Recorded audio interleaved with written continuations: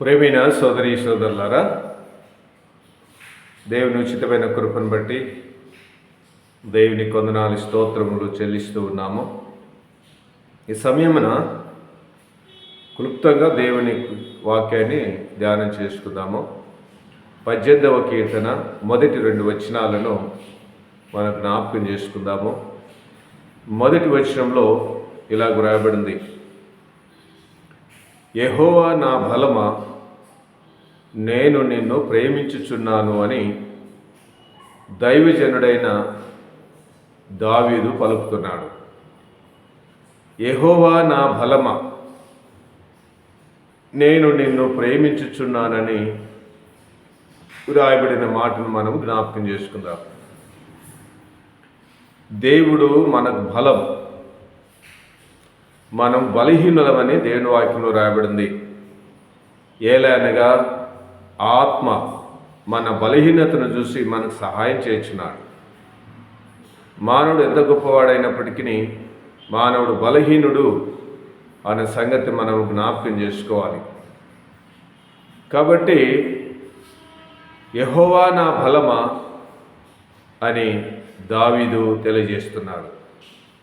కాబట్టి ప్రేమైన సోదరి సోదరులారా, మనం ఎంతటి వారమైనప్పటికీ బలహీనులమైన ఒప్పుకోవాలి. ఈ లోక సంబంధమైన బలము ఏది పనికిరాదు, కానీ దేవుడు బలవంతుడు అనే సంగతి మనం జ్ఞాపకం చేసుకోవాలి. ఈ లోకంలో పాపాన్ని జయించాలన్నా, శోధన జయించాలన్నా, శరీరాన్ని జయించాలన్నా, సాతానుని జయించాలన్నా మనకు బలము కావాలి. కాబట్టి దావీదు అనుభవంలో దేవుని బలాన్ని చూచినవాడు. సౌలు చేత తరమబడినప్పుడు, యుద్ధానికి వెళ్ళినప్పుడు దేవుని బలాన్ని చూచాడు, అనుభవించాడు. అలాగే ఫిలిష్తీయులతో యుద్ధానికి వెళ్ళినప్పుడు గొలియాతును ఓడించుటలో దేవుని బలాన్ని చూచాడు. ఆయన బలవంతుడైన దేవుడు. సౌలు సైన్యమంతా భయపడిపోతూ ఉంటే దావీదు మాత్రము భయపడకుండా ఎదుర్కొన్నాడు.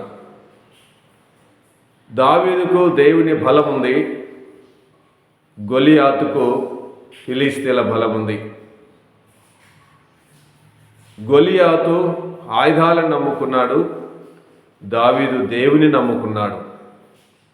కాబట్టి బలవంతుడైన గొలియాతును జయించడానికి మన ప్రభువైన లేక దేవుని యొక్క శక్తిని పొంది దావీదు గొలియాతును పడగొట్టేశాడు. కాబట్టి మన జీవితంలో కూడా ప్రతి శోధన జయించడానికి మన శక్తి చాలదు, కానీ దేవుని శక్తి కావాలి, దేవుని కృప కావాలి, దేవుని దయ కావాలి. ఆయన కృప లేకపోతే, ఆయన బలం లేకపోతే మనం ఏం చేయలేము. పౌలు కూడా అంటారు, నన్ను బలపరచువానిది నేను సమస్తము చేయగలను అన్నాడు. తిమోతికి రాస్తున్నాడు, క్రీస్తు యేసునందున్న కృపచేతను బలవంతుడు కమ్ము అన్నాడు. ఎఫెసు పత్రిక 6వ అధ్యాయంలో దురాత్మల సమూహముతో పోరాడడానికి మీరు క్రీస్తునందు బలవంతులై ఉండుండి, దేవునందు బలవంతులై ఉండు అన్నాడు. కాబట్టి మన బలం చాలదు, దేవుని బలం కావాలి, దేవుని శక్తి కావాలి.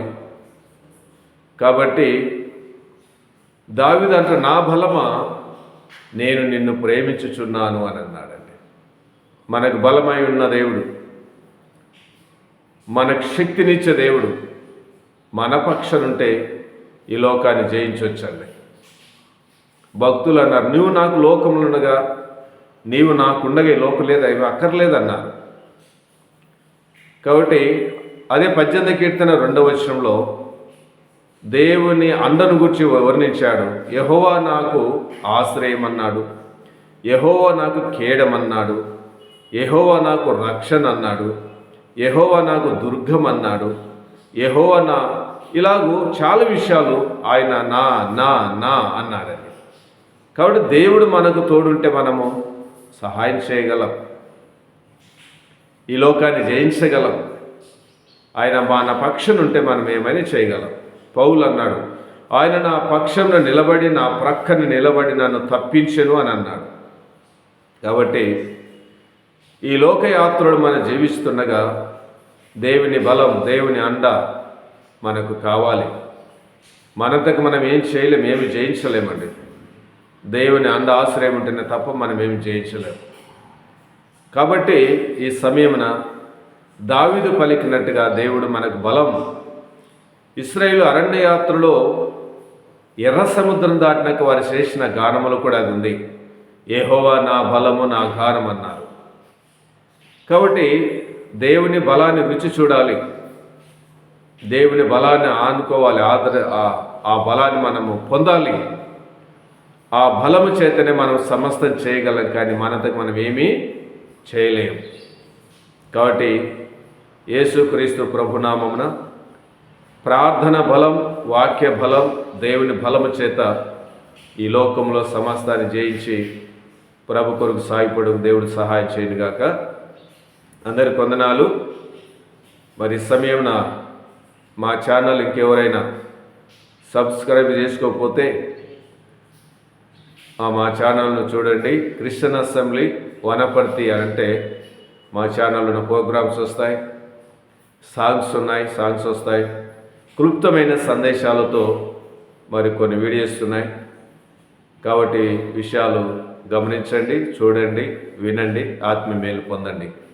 దేవుడు మనకందరికి తోడై ఉండునుగాక. అందరికి వందనాలు.